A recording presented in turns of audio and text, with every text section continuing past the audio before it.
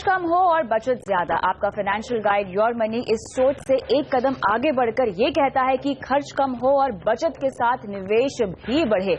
इसी गुरु मंत्र के साथ आज के योर मनी का आगाज करते हैं। नमस्कार, मैं हूं कविता थपलियाल और आज हमारे साथ है टिका वेल्थ मैनेजमेंट के एमडी और सीईओ गजेंद्र कोठारी। आपका स्वागत है शो पर। बजट 2015 में सर्विस टैक्स बढ़ाकर वित्त मंत्री ने हमारे घर के बजट को आउट ऑफ बजट बनाने में कोई कसर नहीं छोड़ी है। लेकिन इस बढ़े हुए सर्विस टैक्स के बाद भी कैसे आप कम खर्च में अपना घर चला सकते हैं, इसी पर होगा हमारा फोकस। और शुरुआत करते हैं इसी चर्चा से।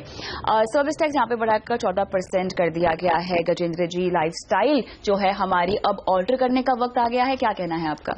जी बिल्कुल। वैसे ही इन्फ्लेशन अगर हम देखें तो काफ़ी महंगाई थी अपने देश में। फॉर ए कॉमन मैन हमेशा हम देखते हैं 9 से 10% की महंगाई है, तो इस साल से आप तैयार हो जाइए ज़्यादा महंगाई के लिए, क्योंकि हर चीज़ जो आप यूज़ करने वाले हैं उसमें सर्विस टैक्स आपको बढ़ा के देना पड़ेगा। जैसे कि एग्जांपल, आप रेस्टोरेंट जा रहे हैं, ब्यूटी पार्लर जा रहे हैं, एयरफेयर आप फ्लाइट से कहीं और जा रहे हैं, उसका सर्विस टैक्स बढ़ गया। रेंट पे कर रहे हैं, उसमें सर्विस टैक्स आपका बढ़ गया। मतलब हर वो चीज़ जो आप खर्च कर रहे हैं और जो एक सर्विस है उसमें आपका 14% हो गया है। तो अब आपको बजट काफ़ी ध्यान से बनाना पड़ेगा इस साल के लिए। और ये तो खर्चे कम करने पड़ेंगे आपको, या फिर आपकी इनकम ऊपर जानी पड़ेगी, तभी आपका बजट बैलेंस हो पाएगा। इनकम ऊपर जाएगी वो तो खैर हमारे हाथ में नहीं है, लेकिन हाँ, घर का बजट आप कैसे आप कंट्रोल में कर सकते हैं, कहाँ कटौती करनी होगी, कहाँ कंजूसी करनी होगी, ये आप बताइए। सबसे पहला चीज है, अगर रेस्टोरेंट्स जैसे हम आमतौर पर देखते हैं, खासकर मेट्रोज में काफी आजकल लोग रेस्टोरेंट ज्यादा यूज करते हैं, तो अगर वो आप थोड़ा कम कर सकते हैं उससे आपको बहुत सहूलियत मिल सकती है। यानी अगर हफ्ते में 3 बार बाहर खाना खाते हैं तो सीधा कट करके एक बार खाइए। बिल्कुल, सेहत के लिए भी अच्छा है और ऑब्वियसली पॉकेट के लिए तो अच्छा है ही है। बट अगर आप फिर भी बाहर खाना चाहते हैं तो आप थोड़ी स्मार्ट ऑप्शन करके, जो ये काफी ऑनलाइन डिस्काउंट्स आते हैं, कूपन्स आते हैं जहां पे आपको 50% 60% ऑफ मिलता है, आप वो यूज कर सकते हैं। उसमें आपको काफी रियायत मिलती है और अच्छे अच्छे रेस्टोरेंट्स में आपको डील्स अच्छी मिलती रहती है, तो वो एक ऑप्शन है। अगर आप जैसे बहुत सारी एयरफेयर वगैरह खासकर बहुत ज़्यादा ट्रैवल करते हैं, तो आपको सजेस्ट करूंगा कि जो आजकल फ्लैश सेल्स आती हैं या काफ़ी डिस्काउंट्स आते हैं, तो उनका आप लाभ उठाइए। तो ये छोटी छोटी बातों का आप ध्यान रखेंगे तो इससे आपको काफ़ी हेल्प होएगा आपको बजट मैनेज करने में। और एक महिला के नजरिए से अगर मैं पूछना चाहूँ आपसे, हम कैसे अपना बजट कंट्रोल में करें? ये सर्विस टैक्स के जो हमारे लाइफस्टाइल एक्सपेंसेस बढ़ गए हैं, पार्लर, स्पा, ट्रीटमेंट, यहाँ पर तो कटौती हमें करनी ही चाहिए, लेकिन उसके अलावा आपको लगता है कि हमें अब ऑनलाइन शॉपिंग की और अपना रुझान बढ़ाना चाहिए, इस तरह की चीजें अपनानी चाहिए? जी, आपने बिल्कुल सही कहा। लास्ट 1-2 सालों में हमने देखा है कि ऑनलाइन शॉपिंग काफ़ी बड़ी मात्रा में पॉपुलर हो रही है। छोटे छोटे शहर और टाउन्स में हम देख रहे हैं लोग इसको अपना रहे हैं। इससे एक फ़ायदा क्या है, आपकी टाइम की बचत होती है, प्लस आपको बहुत सारे डिस्काउंट्स अच्छे मिलते हैं। आप अच्छे अच्छे ब्रांड्स को बहुत सही कीमत पे खरीद सकते हैं, तो ऑब्वियसली इससे आपको काफ़ी फ़ायदा होगा। और इसमें ऑब्वियसली सर्विस टैक्स लगता नहीं है, तो इसमें वैसे तो चिंता करने की जरूरत नहीं है, बट यस, आपके बजट के अंदर में सारे काम हो सकते हैं। बिल्कुल। घर के बजट में बहुत ही इंपॉर्टेंट होता है आपके किचन का बजट। जैसे कि हम सब देखते हैं कि खाने पीने की चीजों के जो दाम है वो लगातार वॉलेटाइल रहते ही हैं। ऐसे में किचन का बजट अगर आपका बढ़ जाए तो कैसे समझदारी से उसे कंट्रोल में करना चाहिए? सबसे पहले मैं एक सलाह देना चाहूँगा कि जो हम हर निवेशक को देते हैं कि आप एक अपना कंटिजेंसी फंड बना के रखें, जो लगभग 6 महीने से लेकर 9 महीने तक का आपका जो एक्सपेंसेस है, मंथली एक्सपेंसेस है, वो उसमें रहना चाहिए। खासकर ये बोथ बिजनेसमैन या जो सैलरी वर्क के लोग हैं उनके लिए बहुत जरूरी है। इसका मकसद क्या है यहाँ पर? इसका मकसद ये है कि कभी भी मान लीजिए हमारी नौकरी चली जाती है अचानक, या हम तबीयत हमारी खराब रहती है और हम ऑफिस जा नहीं पाते हैं 1-2 महीने 2-3 महीने के लिए, हमारे जो एक्सपेंसेस है, खर्चे तो चलते रहेंगे, बट इनकम रुक जाती है कई बार। अगर हम खासकर बिजनेस में हैं, सेल्फ एम्प्लॉयड हैं, या फिर हम जॉब कर रहे हैं और जॉब चली जाती है, तब हमारे पास कोई ऑप्शन नहीं है टू फॉल बैक अपॉन। तो उसके हिसाब से अगर 6 महीने से लेकर 9 महीने तक की आपकी जो एक्सपेंसेस हैं, उसके आप उसको चाहे तो लिक्विड फंड हो चाहे सेविंग्स अकाउंट हो, उसमें अगर आप डाल के रखते हैं तो एटलीस्ट आपको एक पीस ऑफ माइंड रहता है। और अचानक जैसे इस बजट में हमने देखा कि आपकी महंगाई बढ़ गई है और आपकी सैलरी उससे आपसे ग्रो नहीं हुई है, तो आपके ऑब्वियसली खर्चे बढ़ गए हैं, तो वो शायद आप कुछ टाइम के लिए वो जो एक्स्ट्रा पैसा है वो आप अपने लिक्विड फंड या उसमें से आप निकाल के यूज कर सकते हैं। आपको टाइम मिल जाता है आपको एडजस्ट करने के लिए। ऑब्वियसली ये ज्यादा दिन तक नहीं चल सकता, बट 2-3 महीना भी अगर आप इसको एडजस्ट करो तो फिर आपको एक आइडिया लग जाता है कि मुझे अपना बजट कैसे रखना चाहिए, तो ये काफी काम आता है उस समय। मैं कैसे बना सकती हूँ कंटिजेंसी फंड? बहुत सिंपल है।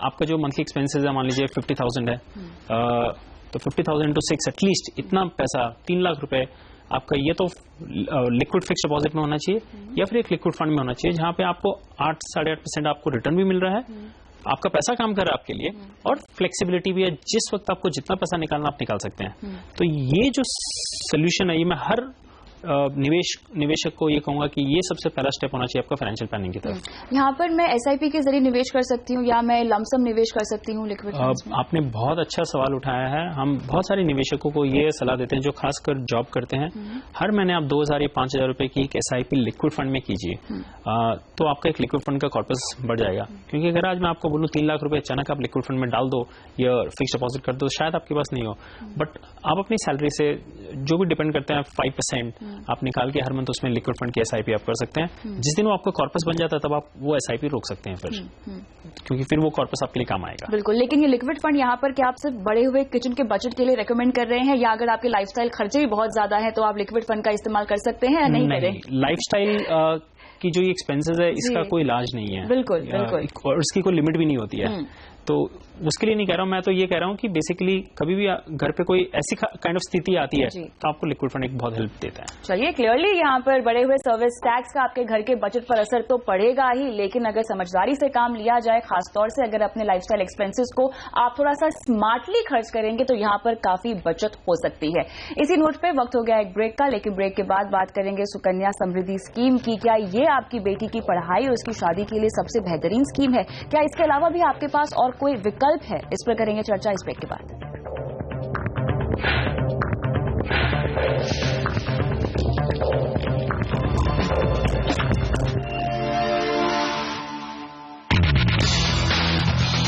भरोसा तो हमें शुरू से था, आपने सिर्फ उस पर मोहर लगा दी। जी हाँ, आपने सभी कॉम्पिटिटर्स को मीलों पीछे छोड़कर एक बार फिर सीएनबीसी आवाज बन गया है देश का number 1 business channel.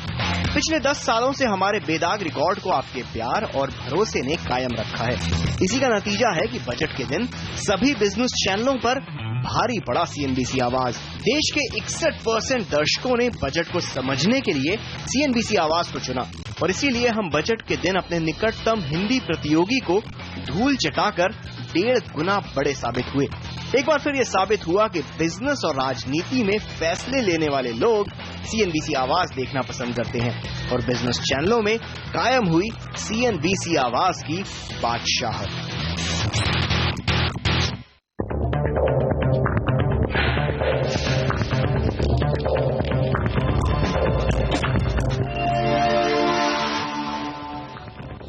Your money में आपका फिर से स्वागत है। आज हमारे मेहमान हैं गजेंद्र कोठारी। आगे बढ़ते हैं और अगला मुद्दा चर्चा का है सुकन्या समृद्धि योजना, जिसके तहत अपनी बेटी की पढ़ाई और शादी के लिए आप एक मुश्त रकम जमा कर सकते हैं, वो भी 9.1% की ब्याज दर पे, जिसका जो रिटर्न है वो बिल्कुल होगा, जिस पर जो इंटरेस्ट आप अर्न करेंगे वो बिल्कुल टैक्स फ्री होगा। लेकिन क्या ये योजना सबसे बेहतर योजना है आपकी बेटी के भविष्य के लिए, या इसके अलावा भी आपके पास और कई सारे विकल्प है? इस पर करेंगे फोकस। गजेंद्र जी, सबसे पहले मुझे बताइए कि सुकन्या समृद्धि स्कीम की मेन हाइलाइट्स क्या है? 9.1% का ब्याज दर तो मिलेगा, इंटरेस्ट आप जो अर्न करेंगे वो टैक्स फ्री होगा। इसके अलावा विड्रॉल प्रोसीजर्स क्या है, और ये जो लॉन्च हुई है योजना ईटीसी के तहत आपको बेनिफिट मिलेगा इसमें? जी हाँ, ये बिल्कुल ईटीसी के ऑप्शंस के अंडर में आती है। सबसे अच्छी बात है ये ट्रिपल ई है, मतलब हर लेवल पे ये टैक्स एग्जेम्प्ट है। आप इन्वेस्ट करें तो आपको बेनिफिट मिल रहा है, और आपको जो मैच्योरिटी उस पर भी बेनिफिट मिल रहा है। तो अगर आज हम देखें सेक्शन 80C में बहुत सारे और विकल्प हैं, तो ये जो विकल्प आज की डेट में सबसे बेस्ट है, जो आपको रिटर्न दे रहा है 9.1% का। बहुत लोग पीपीएफ को सबसे नंबर 1 मानते थे कि बेटर है, 8.7 मिलता है, बट ये जो स्कीम लाई है गवर्नमेंट ने, ये उससे भी बढ़कर है। बट खाली एक बात का आपको ध्यान रखना है कि इसका भी जो ब्याज दर है हर साल चेंज होता रहेगा, ये फिक्स नहीं है 9.1, और आपको मिनिमम 1,000 रुपए हर साल इसमें इन्वेस्ट करना है। अगर आप नहीं करते हैं तो आपका अकाउंट इनएक्टिव माना जाता है।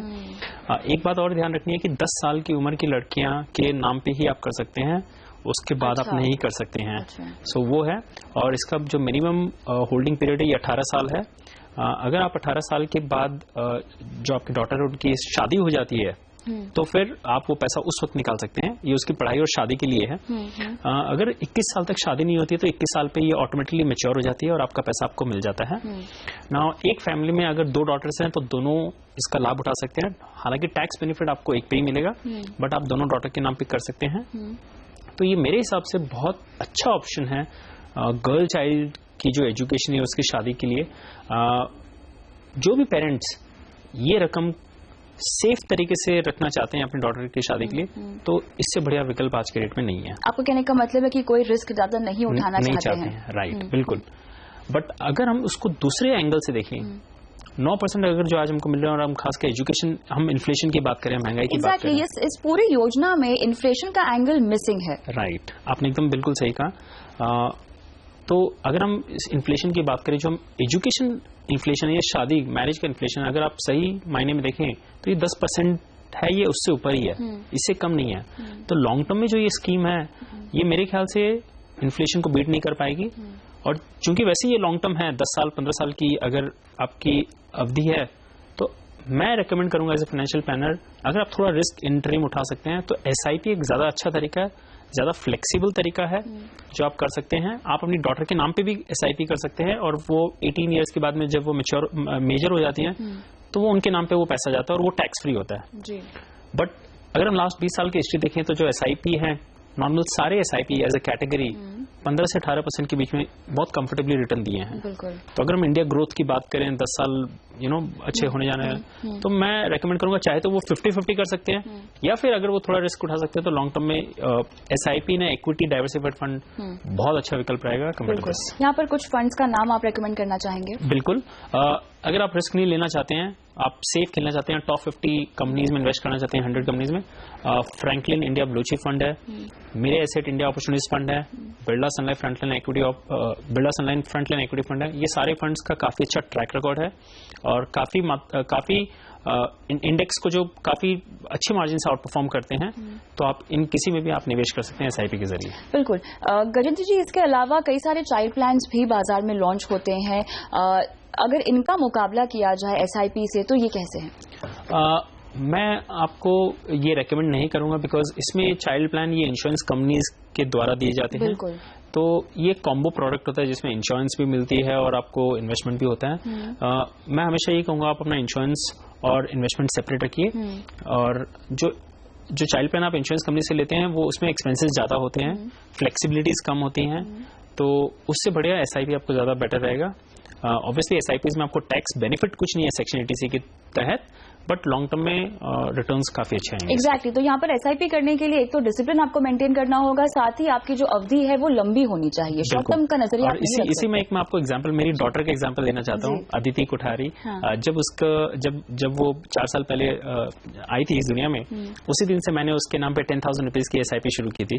और आज मुझे आपको बहुत गर्व महसूस हो रहा है और खुशी महसूस हो रही है, बता दें कि 2 महीने पहले उसका जन्मदिन था, 4th बर्थडे, और तब मैंने SIP की वैल्यू देखी, वो आज 10 लाख रुपए की वैल्यू हो गई है, फंड की वैल्यू। तो जब वो 25 साल की होगी तो लगभग उसको 5 करोड़ रुपए पढ़ाई के लिए मिलेंगे, वो भी टैक्स फ्री। दुनिया की कोई भी एजुकेशन यूनिवर्सिटी में जाना चाहे तो वो पैसा उसको बहुत काम आएगा उस वक्त। तो ऐसी प्लानिंग मैंने करके रखी है। इसमें बस यही बात आपको ध्यान रखना है कि डिसिप्लिन आपको रहना है पूरे अवधि तक, और फिर आपको चिंता करने की जरूरत नहीं है। तो यहाँ पर SIP के जरिए अगर आप निवेश करते हैं तो आपको कंपाउंडिंग इफेक्ट का फायदा मिलता है अगर आपका नजरिया लंबा हो तो। लेकिन अगर आप रिस्क नहीं उठाना चाहते हैं तो सुकन्या समृद्धि योजना के तहत एक फिक्स्ड ब्याज दर को कमा सकते हैं और अपनी बेटी के पढ़ाई और उनके शादी की प्लानिंग बखूबी कर सकते हैं। इसी के साथ वक्त हो गया एक ब्रेक का, लेकिन ब्रेक के बाद लेंगे हमारे दर्शक का सवाल। बने रहे हमारे साथ।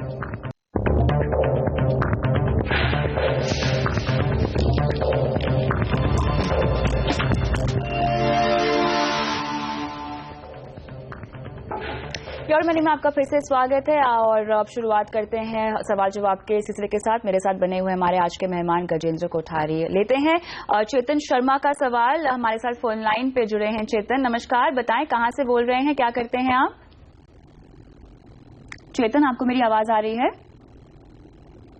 यहाँ लगता है इनसे संपर्क टूट गया है, लेकिन इनका सवाल मेरे पास है। गजेंद्र जी, इन्हें लंबी अवधि के लिहाज से इन्होंने कुछ सवाल पूछे हैं, जिसमें ये चाहते हैं कि लंबे समय के नजरिए से 5,000 रुपए तक SIP के जरिए निवेश करना चाहते हैं, और जो मौजूदा निवेश है उसमें इन्होंने LIC में ये डालते हैं प्रीमियम 63,740 का, और HDFC का यूलिप प्लान लिया हुआ है 3,000 रुपए महीना, इसमें ये डालते हैं। लेकिन चूंकि यहाँ पर इनके गोल्स की क्लैरिटी नहीं है हमारे पास, तो हम इनको एक डेफिनेट निवेश रणनीति तो नहीं बता पाएंगे, क्योंकि जब भी आप अपनी फाइनेंशियल प्लानिंग की शुरुआत करते हैं सबसे पहले अपने गोल्स को लाइन अप करें। बिल्कुल। अगर गोल नहीं है और हम निवेश कर रहे हैं तो उसका कोई पर्पस नहीं है। हम क्यों भाग रहे हैं और क्यों कर रहे हैं हमें पता ही नहीं चलता है। हम कम कर रहे हैं कि ज्यादा कर रहे हैं वो भी हमें आइडिया नहीं होती है। हम हमेशा स्टार्ट ही वहीं से करते हैं कि आपका गोल क्या है, इस इन्वेस्टमेंट का आपके पीछे मकसद क्या है। जैसे कि हम चेतन जी के केस में देख रहे हैं, उन्होंने LIC लेके रखी है, उन्होंने HDFC यूलिप लेके रखी है, शायद उन्हें पता भी नहीं होगा कि वो किस पर्पस के लिए लेके रखी है। और जो अभी निवेश करना चाहते हैं 15 से 25 साल का नजरिया है उसके लिए। हाँ, तो जब लंबा अगर होराइजन है, मैं मान रहा हूँ कि रिटायरमेंट के लिए होगा शायद उनके लिए, तो रिटायरमेंट के लिए जो सबसे बेस्ट ऑप्शन है इक्विटी फंड्स के जरिए सबसे अच्छा ऑप्शन है। सिंपल रीजन ये है कि equity in the long term आपको इन्फ्लेशन से ज्यादा रिटर्न देता है और आज की डेट में हमारे देश में ये टैक्स फ्री रिटर्न है जो कि एक बहुत बड़ा फायदा है। तो अगर आप SIP के जरिए करना चाहते हैं तो ये बहुत अच्छा विकल्प है। आपने 3 से 5 हजार रुपए पर महीने कहा, तो मैं आपको कहूंगा ज्यादा से ज्यादा आप 2 फंड चूज कर सकते हैं। अगर आप फर्स्ट टाइम निवेश कर रहे हैं म्यूचुअल फंड्स में तो आप बैलेंस फंड्स के थ्रू जा सकते हैं, जहां पे आपको पूरा रिस्क उठाने की जरूरत नहीं है। 65% आपका पैसा इक्विटी में रहता है, बाकी 35% आपका डेट में रहता है और ये 1 साल के बाद टैक्स फ्री है। और इसमें हम अगर रिटर्न्स देखें तो आपको 12 to 15% in the long term आपको रिटर्न्स मिल जाते हैं। तो ये इसमें आप निवेश कर सकते हैं। दूसरा ये है थोड़ा और अगर आप रिस्क ले सकते हैं, चूंकि आपकी टाइम होराइजन काफी लंबी है, तो आप डाइवर्सिफाइड इक्विटी फंड्स के जरिए जा सकते हैं, जिसमें आपका जो पैसा है इंडिया की टॉप 50 या टॉप 100 कंपनीज में निवेश होता है। ये सारी ब्लू चिप कंपनीज हैं जिनका लास्ट 20, 25, 30 सालों का ट्रैक रिकॉर्ड है। और अगर हम फंड के जरिए निवेश करते हैं इन 20-30 कंपनीज में, तो आपका एक पोर्टफोलियो डाइवर्सिफाइड हो जाता है। आपका जो 100 रुपया है वो एक कंपनी में नहीं जाता, वो ऐसी इंडिया की टॉप 40-50 कंपनीज में जाता है। अगर आप लॉन्ग टर्म अगर आप लार्ज कैप में देखना चाहें तो बिरला सन लाइफ फ्रंटलाइन इक्विटी फंड है, मेरे एसेट इंडिया अपॉर्चुनिटीज फंड है। तो ये जो लार्ज कैप फंड है इसमें आप 15-16% के आसपास in the long term expect कर सकते हैं।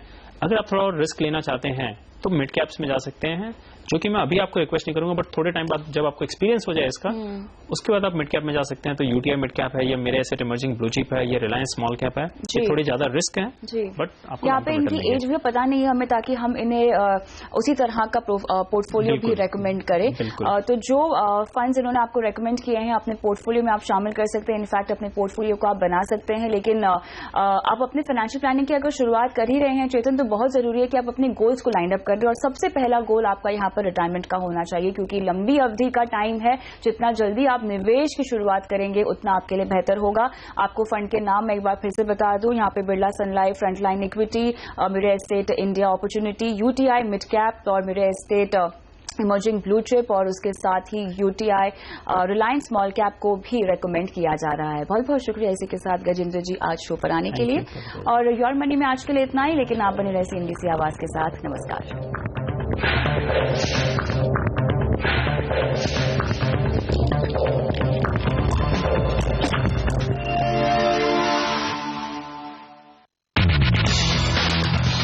भरोसा तो हमें शुरू से था, आपने सिर्फ उस पर मोहर लगा दी। जी हाँ, आपने सभी कॉम्पिटिटर्स को मीलों पीछे छोड़कर एक बार फिर CNBC आवाज बन गया है देश का नंबर 1 बिजनेस चैनल। पिछले 10 सालों से हमारे बेदाग रिकॉर्ड को आपके प्यार और भरोसे ने कायम रखा है। इसी का नतीजा है कि बजट के दिन सभी बिजनेस चैनलों पर भारी पड़ा CNBC आवाज। देश के 61% दर्शकों ने बजट को समझने के लिए CNBC आवाज को चुना, और इसीलिए हम बजट के दिन अपने निकटतम हिंदी प्रतियोगी को धूल चटाकर 1.5 गुना बड़े साबित हुए। एक बार फिर ये साबित हुआ कि बिजनेस और राजनीति में फैसले लेने वाले लोग CNBC आवाज देखना पसंद करते हैं, और बिजनेस चैनलों में कायम हुई CNBC आवाज की बादशाहत।